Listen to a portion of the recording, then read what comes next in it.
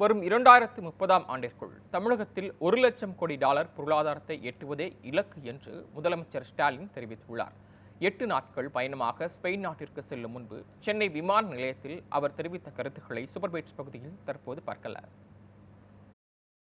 8 நாள் பயணமாக ஸ்பெயின் செல்கிறேன். பிப்ரவரி 7ஆம் தேதி காலை சென்னை திரும்புகிறேன். என்னுடைய கடந்த கால வெளிநாட்டு பயணங்களை பொறுத்த வரைக்கும்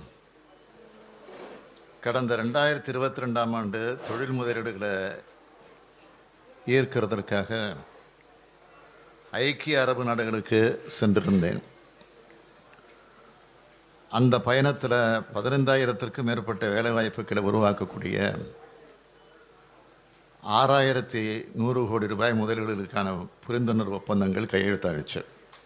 அதேபோல் 2023ஆம் ஆண்டு மே மாதம் சிங்கப்பூர் மற்றும் ஜப்பான் நாடுகளுக்கு சென்றதில் 2,000த்துக்கும் மேற்பட்ட வேலைவாய்ப்புகளை உருவாக்கக்கூடிய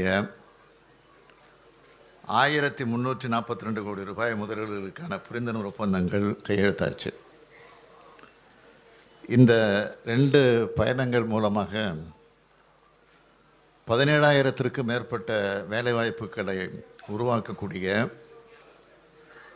7,442 கோடி ரூபாய் முதலீடுகளுக்கான புரிந்துணர்வு ஒப்பந்தங்கள் மேற்கொள்ளப்பட்டன.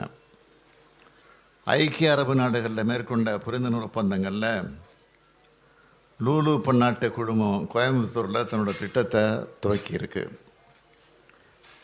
ஜப்பான், சிங்கப்பூர் போன்ற நாடுகளில் மாதிரியே ஸ்பெயின் நாட்டிலையும் முதலீட்டாளர் மாநாடு நடத்த இருக்கேன்.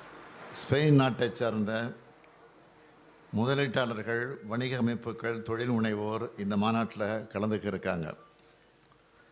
இந்த மாநாட்டில் தமிழ்நாட்டில் நிலவர சாதகமான முதலீட்டு சூழல் பற்றியும், தமிழ்நாட்டோட கட்டமைப்பு வசதிகள், மனிதவள ஆற்றல் போன்றவற்றோட சிறப்பம்சங்களையும் எடுத்து கூறி இந்தியாவில் முதலீடுகளை மேற்கொள்ள தமிழ்நாடு தான் உகந்த மாநிலம்னு அந்த நாட்டு முதலீட்டாளர்களுக்கு எடுத்துரைக்க இருக்கேன்.